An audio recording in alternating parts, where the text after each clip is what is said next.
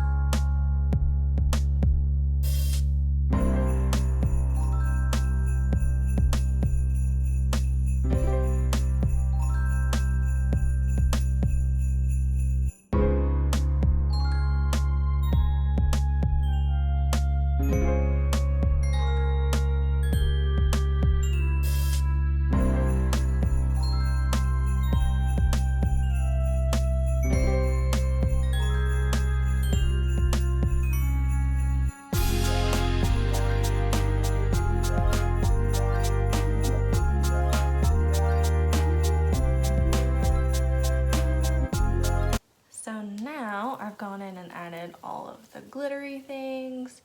So the berries and the little sprigs I cut apart, and then the green and silver balls. So here it is. Now I'm gonna go back in and fill in all of the greenery and then add the finishing touches.